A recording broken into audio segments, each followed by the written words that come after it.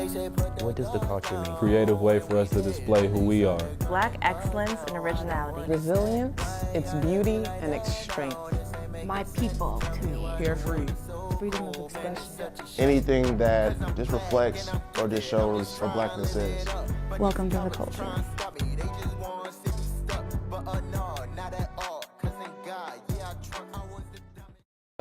I've been hearing around the hallways that many don't know what we are about. Well, on today's show, we will show and tell you. This show celebrates blackness and being a person of color. This is a safe space for us to show you us unapologetically. And lastly, you get to hear our voices loud and clear.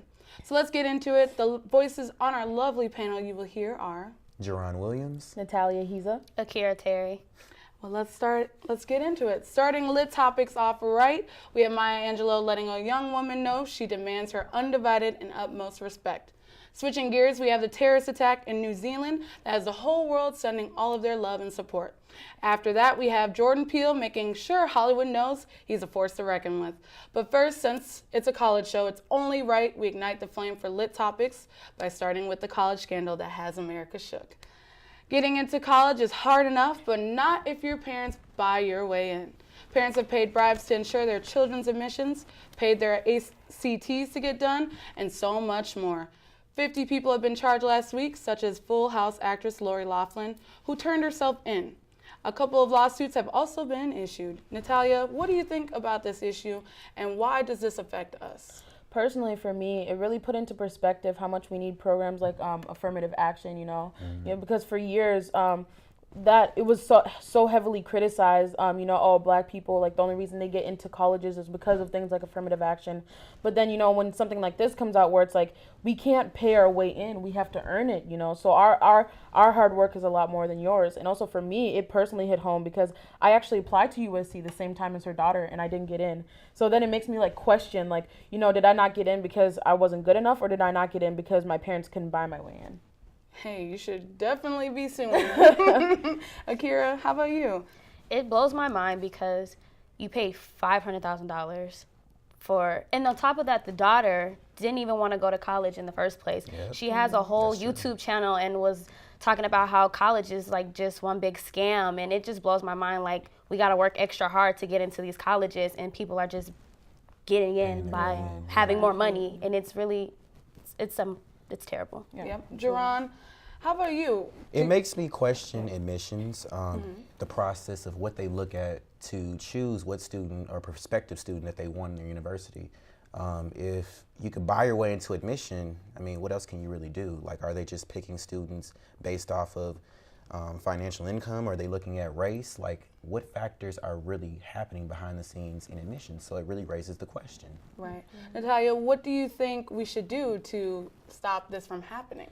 Well, I think first and foremost, we need more people of color on admission boards to make sure that this kind of stuff doesn't happen. Because I feel like admission boards are very one size fits all right now, and I feel like it shouldn't be that way. I feel like we need more people to represent all walks of life, not even just people of color, to make sure that there's equal representation and that things like this don't happen, Also just making sure that people that don't come from wealthy backgrounds are on admission boards, because people that grow up like that, they know how it is, but people that grow up in low income, they're looking out for the people that really deserve it. So I feel like that's the first step in fixing this whole situation. I agree 100%, especially because there's a lot of backlash on black students that were getting a whole bunch of, scholarships, and they were saying that was taking spots from other students, which it really wasn't. Yeah, and they're being questioned whether they did, have somebody do their ACTs, SATs Absolutely. for them. That's crazy. Yeah. Well, you guys, we're going to definitely go into the next segment. Growing up black, you learn right away that titles and respect means everything. A young girl was reintroduced to that lesson of respecting your elders. In an old clip resurfaced of Maya Angelou telling the girl that her name was Miss Angelou to her. Let's take a look. Kim, you had a question.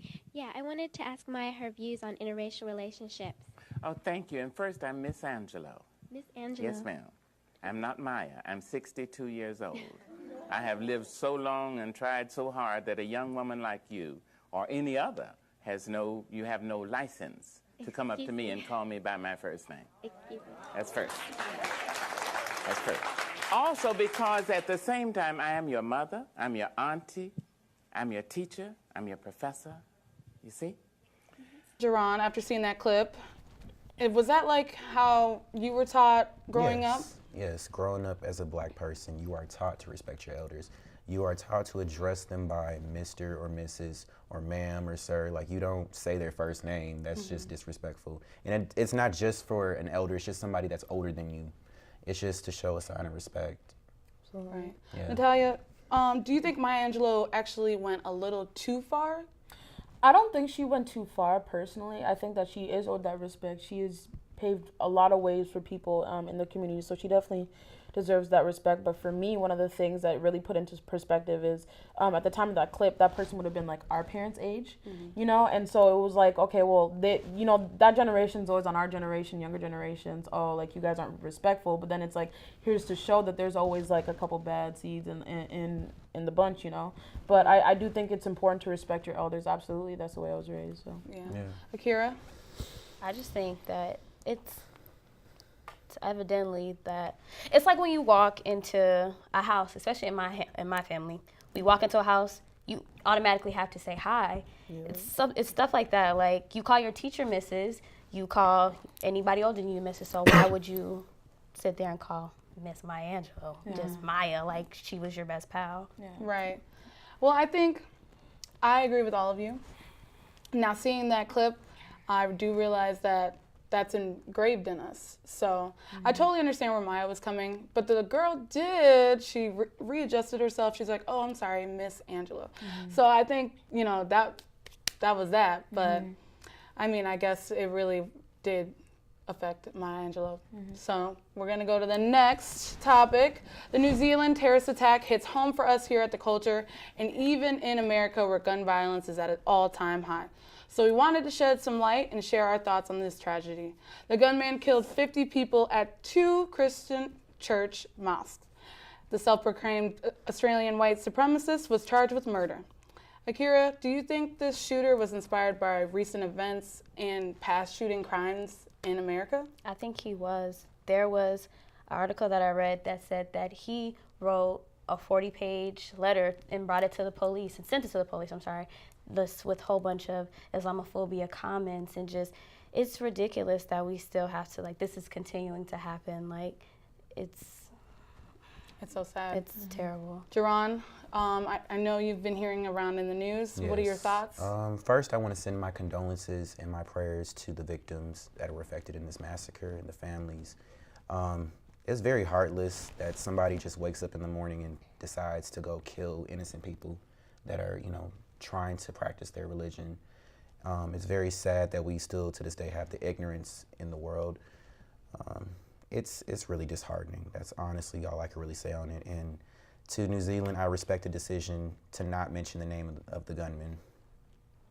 How about you, Natalia? Do you respect the decision of not releasing the name? I personally don't. I think if this was a crime that was committed by a person of color or a minority, they would have released the name right away. They would have released the person's photo right away. But I think because this person is white, they're protecting his identity. And I think it's ridiculous that it's not being put out as a terrorist act, you know. A lot of news groups are still saying they're still trying to protect him and protect his image. And I think it's ridiculous because it's such a heartless act, you know, to go in and kill people. And I watched the beginning of the video. I could not go all the way through because he actually live streamed it. And it was really sad to me how when he went in, the first thing that somebody said to him was like, welcome, brother. You know, so these were like loving people. They did nothing wrong. They just wanted to worship, and they were met by violence. And I think that because of the heartless thing that he did, we don't owe him anything. He doesn't deserve protection at all. Akira, do you agree with Natalia? I 100% agree with Natalia. It's just that this happens so much, especially when the killer is white. We protect him, but if it was a person of color, it would have been, oh, he was a thug and he was just this and he was this and he was that. But they always want to protect them when they don't need it. 100%. I also think it's crazy that, you know, his influence, he was inspired by the KKK. Wow. You know what I mean? And that still is in our communities today, especially in St. Cloud. I heard there was a little community center for them. And I just think that's ridiculous. Yeah. So, All right, guys. Well, I'm excited for the Us movie that's coming out. Has Jordan Peele done it again? Well, to find out, his highly anticipated second movie is in theaters in 3 days. This movie seems to be a little more gory and filled with an extra kick of horror, as the family sees their attackers, but there's one problem. The attackers are exact spitting images of themselves. Hence the title, Us. Natalia, are you gonna buy tickets to Us today or tomorrow? Oh my goodness, I'm excited to watch this movie. I want to see like the hidden message. I think Jordan Peele's really good at like his kind of like deeper messages, and I kind of really want to see if I in the movie theater if I can figure those out. That's always my favorite part about watching his movies. But yeah, I don't know. I'm really excited. It's always nice when he comes out with the movies. It's gonna be popping on Twitter. So Black Twitter is gonna have a field day for sure. Akira, are you going to go see this movie? Have you seen Get Out? I've seen Get Out. I don't know, but I'm gonna go see it. I'm saying I don't know. I'm gonna go see it. The whole thing is that like I've seen like conspiracies on Facebook of like what it's like, and there was one that was like Get Out is like us, like white people can't get us out, and Us is like making them like force us stay in, stuff like that. So it's good to see like conspiracy theories about what's gonna happen. But I don't know. It looks kind of scary. I don't know. I don't really do horror like that. Duran, okay. Definitely gonna check it out. I enjoy Get Out, so I think that this one's gonna be better. I'm interested to see what the premise is gonna be like, what concept he's gonna add, and what hidden messages and innuendos are in there. So I'm excited for that. I know. I just hope he doesn't. You know, the hype is up there. You know what I mean? And I just hope because he's a brother that we can actually. I think it's gonna be. I think it's gonna be great. We gotta support Black movies. So Definitely. Get that 100% Rotten Tomatoes. Yes. After the break, find out why the King of Pop has risen from the grave. Next, have you ever thought as a child why there weren't a lot of male representations for Black male teachers? We have our opinions why. And even if we thought we haven't reiterated this question, we want to educate on the culture, the obvious of why you shouldn't use the N-word. And yes, that means even if it's in a song. You don't want to miss this. National forests are essential to life, majestic and grand. They clean our air, supply drinking water to millions of Americans, and provide homes to countless wildlife. They fuel our imaginations and inspire us to think big. Now, our national forests need us. Fires and natural disasters destroy millions of trees each year. That's why we're replanting our forests from coast to coast. Visit arborday.org. See how you can help.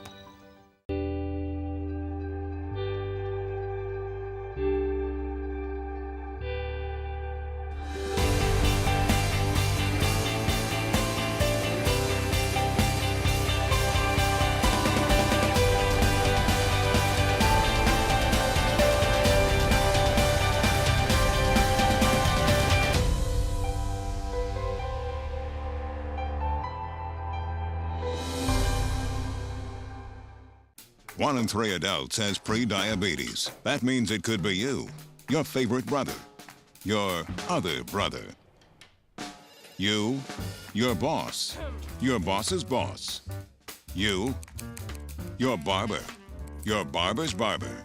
Nice work. Thanks. Or you, your co-pilot, your co-pilot's co-pilot. With early diagnosis, pre-diabetes can be reversed. Take the risk test at doihaveprediabetes.org. We're glad to see you haven't changed the channel yet. And if you are still with us or just tuning in, welcome back to our segment, Black Perspective. We have some new and some familiar faces. Here with me now is... Arita Ale. Paris Howell. Araya Smith. All right, let's get into Black Perspective. After the Surviving R. Kelly docuseries, Michael Jackson's scandal was dug out of the grave, right from under him, the man in the mirror. His accusers came out, but this time in an HBO 2-part series, where they described their encounters with the King of Pop. They used pictures, GIFs, voice recorders, and so much more to show the doubters. Did you catch the HBO 2-part series, Arita? Yeah, that was insane. What were your thoughts? Do you believe that it's true, or? I mean, I do feel like it was true just because just the details and the way that they told the story and expressed all those horrors, like, that can't be made up. So I definitely do believe it. and it's just very disheartening. Okay, Paris, are you going to boycott? I know everybody says I always cancel people. Are you going to boycott Michael Jackson? There's no way I'm boycotting Michael Jackson. I'm not canceling Michael Jackson for nobody. Listen, y'all need to leave this man alone, okay? Let him rest, okay? He ain't do nothing. Listen, I don't know if he did nothing, but listen. I had to turn the interview off. Okay. I'm not gonna lie. To me, it was bull. You know, I didn't respect it. I didn't like it, mainly because of the fact of, you know, those two same dudes years ago when Michael was on trial, they went on trial for him and basically said he didn't do this. Right. So why are you coming out now? You know, it makes no sense to me. Like, don't come out now after the dude is dead. Like, what do you want? And, you know, Gail, what's her name? Gail Kim? Mm-hmm. Gail King. Yep. King Kim. She was even, like, it just seemed like she was even, like, questioning, like, why are y'all doing this thing? Like, she kept asking them. I think she asked them the same question over, like, she asked them the same question 3 times in 3 different ways, just to kind of see how they would respond, you know? Right. And I don't know. Y'all just need to let Michael breathe, man. Seriously. Well, I want to say, I want to be the devil's advocate. You know, I gotta be. You know, I gotta be the rebuttal. Oh Lord. This is the thing. Now, to answer your question, why they would come out now, I would say is because as a victim of sexual abuse, you want to protect your abuser. And so you want to protect them and be like, no, this isn't true. Even though in the back of your mind, it could be possibly true. So I think that the victims, maybe it was easier that he was dead now, that they were like, okay, I can finally face my truth. So it was hard for me to see this because as a child, when I was getting whoopings, I was like, I want Michael Jackson to come pick me up and take me to Neverland. So seeing that and just being like, okay, actually maybe I shouldn't have went to Neverland. I shouldn't have wished that. But it's just so sad. And I mean, Araya, what are your thoughts? Talk to me. Okay, I totally get where you're coming from as being abused. I am a victim of sexual abuse as well. So I get the sense of maybe like thinking, okay, now that he's dead, I can't like look at him in the face. Right. But then like, okay, what I think is, I feel like these men did get sexually abused, but maybe not by Michael. Like, okay, those details were too broad to make that a lie. Right. You know what I mean? Like, I feel like that this happened to them, but didn't happen. Michael didn't do it, and they did it because Michael's got a bunch of money. Right. And my thing is, Paris, I turned it off. I feel like the first 30 minutes I turned it off. I was like, turn this off. I don't like, turn this off. But like, I feel like they're doing this one again because of the money. And he's dead, so he can't like face them and like defend himself. Right. And it is disheartening, again, because I do think they did get abused. But then like there were some things on Michael's end that were really skeptical, because like when they got to describing what Neverland was like, they were saying like they'd be in the bedroom with him, like getting like, you know, in the act or whatever. And like he'd have hallways that were super long that had sensors that would go off in his room, so that if he heard you, he would stop what he was doing. So that was skeptical. Like, what do you need sensors in the hallway for? Like, exactly. that's weird. But then other than that, I don't think he did it. Right. And if we're going to talk about Michael Jackson, let's talk about Elvis marrying his 14-year-old cousin. Let's talk about Hugh Hefner having a 10-year-old little girl nude on a magazine cover. Like, and 100%. And also, to me, it's kind of weird to see how, you know, R. Kelly was just in the news about rape and all of this stuff, and now Michael Jackson is in the news. You know, that don't really make, like, to me, it don't add up. And I created my own little, you know, like, theory or whatever you want to say, whatever you call it. Because to me, you know, successful black men such as R. Kelly or Michael Jackson, if you really honestly think about it, Michael Jackson is the king of pop. R. Kelly can be considered the king of R&B. And then if you also want to look at Bill Cosby, one of the kings of comedy, all 3 of those men were somehow, you know, accused of sexual assault or something like that. But when you look at, you know, successful white men in those industries and stuff like that, you don't really see that, you know. It's a 100%. It's a couple people, I also feel like it's child exploitation as well. All right, guys. Well, we got to go into the next segment. It's getting a little too steamy over here. Next, we have a unique perspective of the education system today. From lead preschool teacher Traylon Randolph, this is brought to us from the culture director, Justice Jenkins.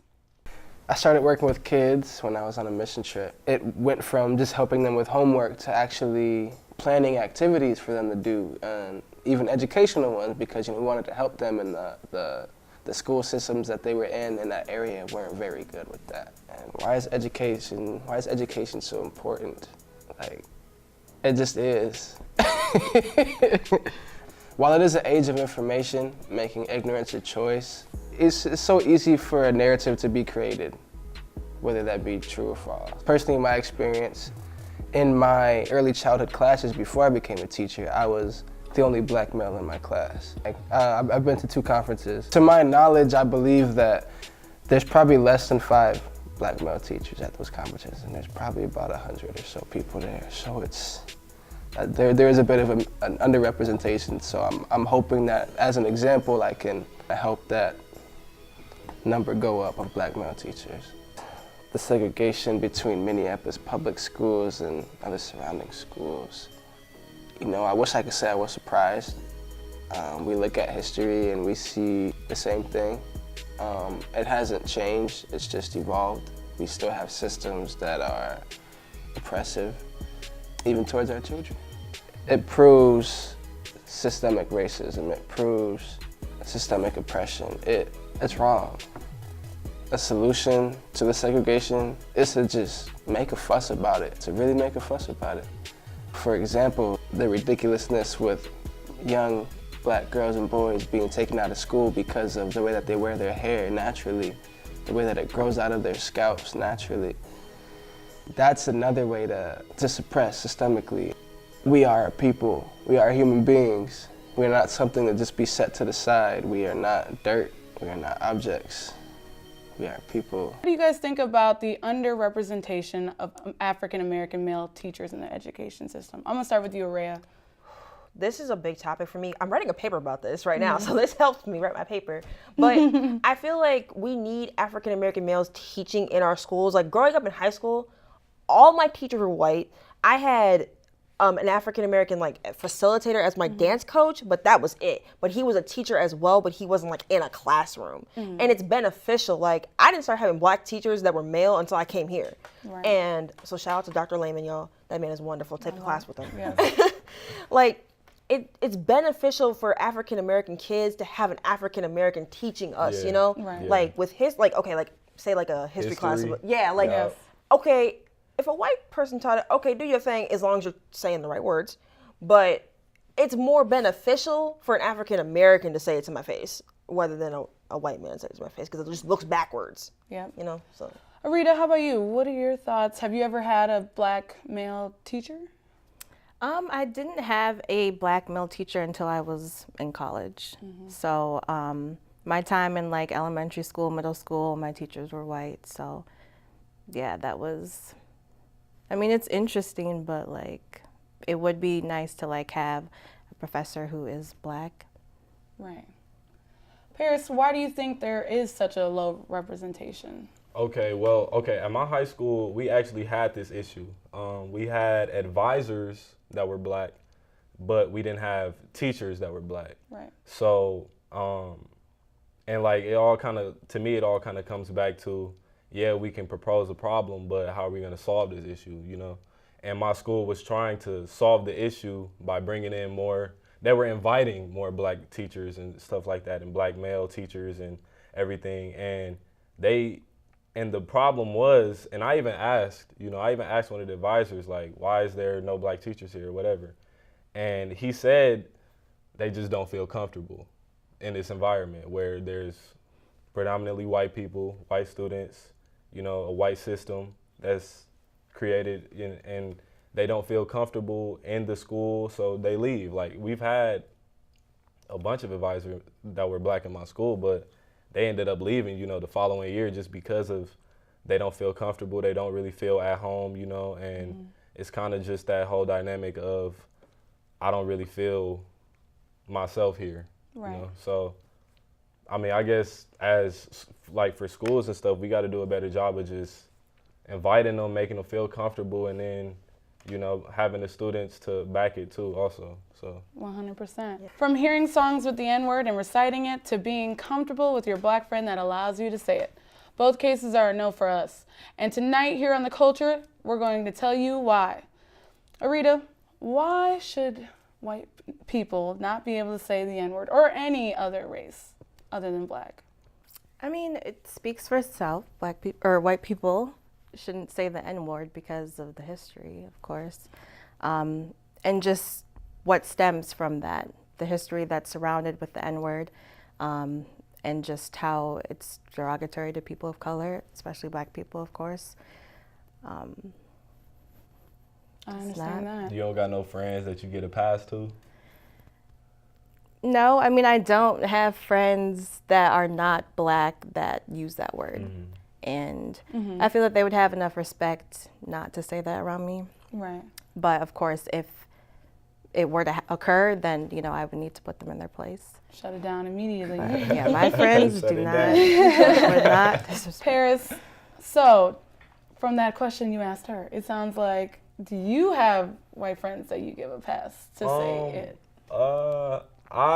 In the past, I've had white friends, you know, that we was just so tight that I was like, you know what, you get the pass just because, you know, you're my guy, but don't do that around nobody else, right. You know, because that's gonna cause problems and stuff like that. But I feel like we live right now just in a generation where everything, like the word to me is just loosely thrown around now. You know, I still don't think that people that are not of color should use it, but it happens. You know, I'm pretty sure that the next white person, when they get in the car and that what's that song? It's by Rich Homie Quan. Oh, yeah. Yeah. Okay. But we know where you're going. I know for a fact that when they get in the car, they be going crazy to that song. Mm-hmm. So I mean, it happens, but I'm not tripping too much on it. Araya, I know all the time we go to concerts sometimes, you know, and then most of the crowds are white. So are you one of those people that are like, I'm like ready on deck for the next person to say it, or what's up? Yeah. Yeah? Yeah, I'm about ready to smack somebody. I'm gonna be honest. Yeah. Just because, like, okay, personally, I grew up with, like, white family members. Like, my great-grandma's white. And, like, she has the respect not to say it because, like, even though she raised a black child, she knows not to say it. Right. So, like, I feel like we as black people shouldn't say it either because that gives it a pass, like, oh, she said it, why can't I say it? She's black. So, like, I feel like we shouldn't say it at all just because of the negative connotation behind it because there's no positive history with this word. And then, like, my comeback is, okay, if you're calling me the N-word, you don't want me calling you the C-word, right? So don't say it at all. What's the C-word? But hey, if you think about it too, though, it's one of those words that got reclaimed, you know? True. Right. I see that. I see that from that perspective as well. Empowerment, yeah. Yeah, like. So that's why I think we should be able to say it.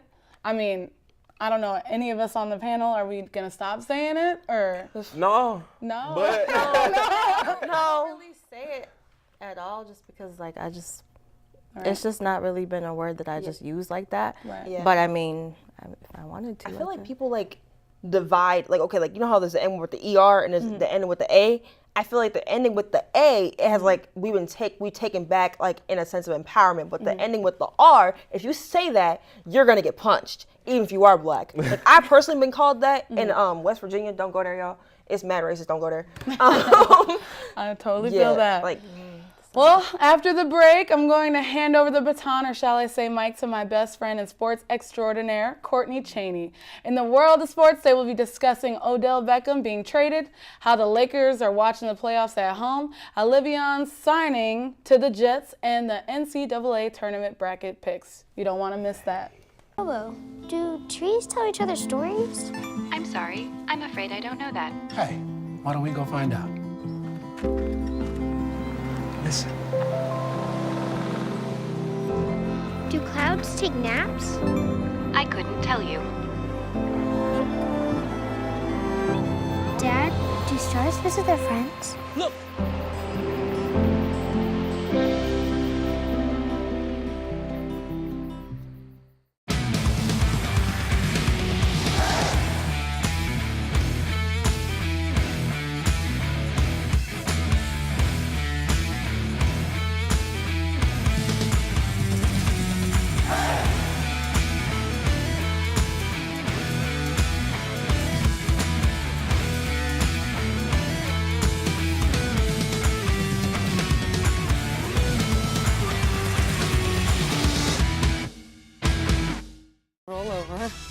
Giants, high five. All right. When you adopt a shelter pet, you discover all the things that make them unique. And your mother and...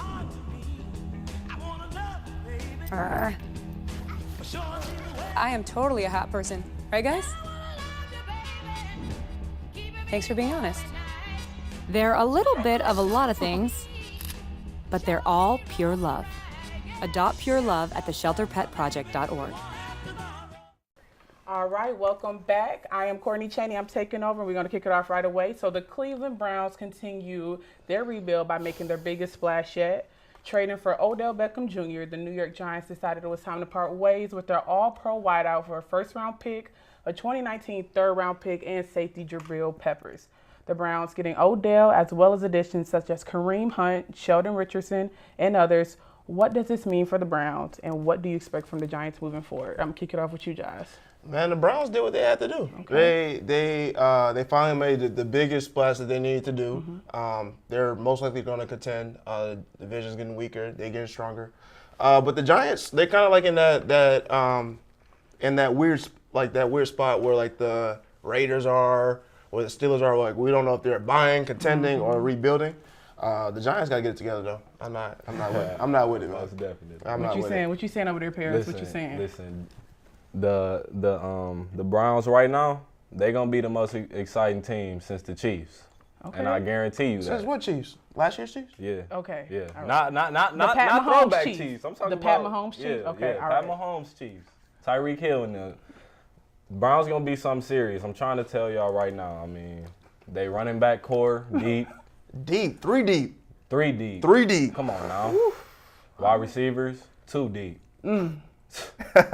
Man, stop playing with them, man. Okay. They did what they had to do. They Okay. made the right moves. Okay.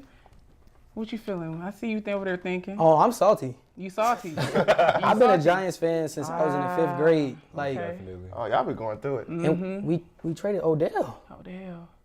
So do y'all think? But no, check it though. Okay. I'm here. Eli is starting next year. Oh yeah. Y'all not rebuilding. That's the Listen, problem. Y'all not rebuilding. I gotta get said rid of Pat Eli. Shermer. Period. Eli should have been gone. They should have got somebody else. Should have been gone. Should have been gone. My man, I love Eli. I'm also a Giants fan a little bit. You know, still got some little heat for the Packers, but How you a Giants fan and a Packers fan? don't worry about that. Worry about yourself, okay? But no, listen. Yeah, I feel like Eli should have been out the picture a minute ago. Like his time has coming on. He's just oiled down, rusty. Yeah, I disagree. I feel like they didn't. He gets a I pass just feel like because they of didn't his 2 solve the rings. problem though. He gets a pass because he beat Tom Brady twice. Right, twice. So I mean, I'm definitely hurt by it. Like that hurt. Okay. But I'm happy for Odell, man. That's one of my favorite athletes. And now that he gets to, catch the ball down the field, that's what he's been, just craving to do. And Eli's been just dumping it off to him, for 6-7 yards. Saquon 20 times a game. Exactly. So Right. are we even in a rebuilding stage? Well, we're going to see. We're going to see. It is becoming a foregone conclusion that the Lakers are not going to make the playoffs this season. The Lakers now sit at a losing record. They missed out on a trade for Anthony Davis. They have dealt with multiple lingering injuries, and they have clear chemistry issues. The frustration is evident from the front office to LeBron, and it appears to be a train wreck. Why has the season been so rocky for the Lakers? Like, what's going on up there, y'all? Tell me. Look, I feel like everybody is right now just holding LeBron to like this is just super high standard, I mean, he's a superhuman. I'm not gonna lie. I'm about to say, why not? He's a superhuman, but I mean, at the same time, they throwing the whole team on his back. They put in a position right now to win immediately. Instead of rebuilding like how they were. Also, LeBron, it kind of, you see their team chemistry, Right. Now he's sitting at the end of the bench. He's not talking to the players really. So, like, they need to get it together even though it's too late. Bron's still under contract, so they got time. But, man, I feel bad. I feel bad for the Lakers right now. So let me ask you this, Josh. Do you think that they expected too much from the Lakers right away? So when they first signed Bron, they said it up front. The first year is going to be a transition year. So no one expected them to win the championship from the jump. I sure did. We expected them to get at least a 6 seed. I thought they was gonna make the playoffs. Man, That's what I was thinking. the biggest thing with it all with the Lakers, I think I'm gonna just say it, put it out there. Magic needs to get fired. That's just really what it is. Like Magic been taking there it is. all the L's, bro. Like only W's he's had since he's been in office. He drafted Kuzma and he signed LeBron. Everything else has been an L. His first week in, he's like, oh, we gotta get rid of D'Angelo Russell, All-Star. Like, come on now, you don't want to sign Julius Randle. What is he doing? Snapping. He just dropped, 42 and like 15 like a week ago. And the crazy thing is, too, they think about firing Luke Walton. You know? I don't even think Luke the problem. Luke is He's not the problem. LeBron always come in. He be trying to run the Get rid of coaches. coaches, you know and that's it. why when he was the most successful, what happened in Miami? Eric Spoelstra wasn't voted for that. Pat Riley came down and was like, bro, you're not finna treat my coach like that. That's going to be your coach. You're going to have to make it work. 2 rings. Okay. Well, I don't think this is gonna hurt LeBron's legacy here, but let's see here. NFL fans just witnessed a player take his destiny in his own hands while under contract. Antonio Brown finally got his wish after what feels like an eternity of conflict, drama, and unexcused absences. The Steelers traded AB to the Oakland Raiders in exchange for 3rd and 5th round picks in a move that took the league by storm. Who won this trade and what is next for both teams? Kamau.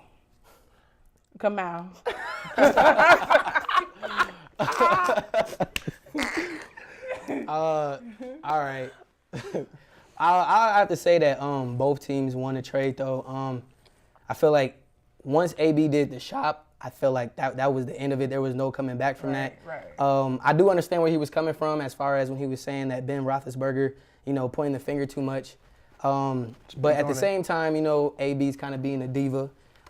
AB feels like he deserves kind of baseball money while having basketball, notoriety. Being as famous as a basketball player. Right. And John Gruden, he needed something. I mean, he got rid of Khalil Mack, and it wasn't looking good. So I feel like Oakland Raiders, and as well as Pittsburgh, won both sides of this. So y'all think Pittsburgh won because they got rid of 2 kind of lingering problems, like the drama in the locker room and stuff. Steelers took an L. Mm-hmm. Yeah, they took an L. Big time. First off, you only got them 2 musty picks. Like, what is a 3rd and a 5th? For an all-pro wide receiver, AB look like he's 30, but it looks like he's not finna slow down no time soon. The Raiders, they're in that weird thing. Gruden comes in, he trades Khalil Mack, he trades Amari Cooper. But so we think y'all about to rebuild, and then you go and get Antonio Brown's contract on your books. That doesn't make any sense.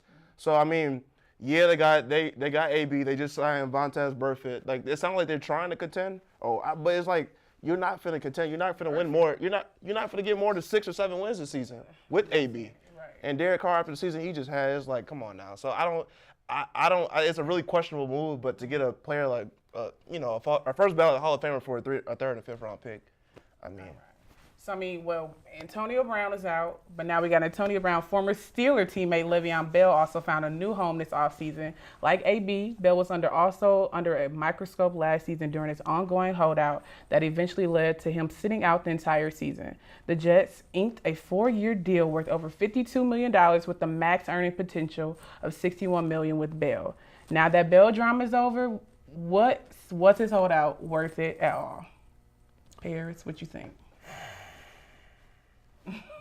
Man, he wanted 60. Look, he got he got the money, but I don't know how happy he gonna be over there. Yeah.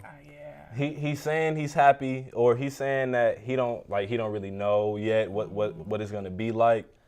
But I don't know how happy he's gonna be over there in New York with the Jets and stuff like that. So I mean, yeah, he got his money.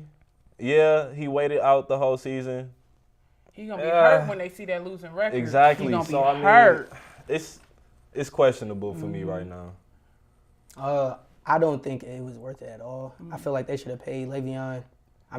Top 3 running backs in the league as far as Ezekiel Elliott and Todd Gurley. So, him going from Pittsburgh, they're winning the division almost every single year. Right. Yeah.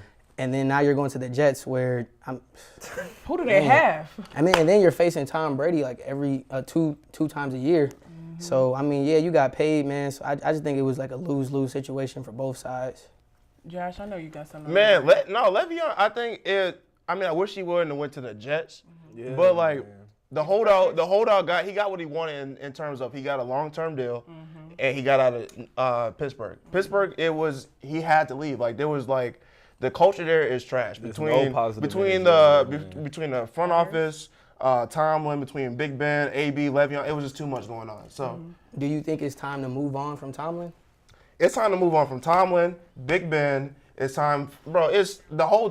They got to rebuild. It's all done. Right. But with Le'Veon, bro, like he financially on paper he didn't win. Because what he's gonna get paid this year, he could have got last year with the franchise tag, and then still sign his deal. But I think it helped him because it's a win-lose. Like he didn't get the touches because the Pittsburgh was gonna use him 30 times a game. He was gonna get 30 touches regardless. So he got a whole year to rest. He didn't get no touches, so he won as far as his body, but his pockets, he took a little bit of L. I would have liked to see my mans, go to the Packers. You know it. No, I was waiting for it. Why you picking that? Why not the Packers? He should have went to the Colts. The Colts. Where they have they have an O-line. They got an O-line. One of the best O-line in the league. Facts. All right.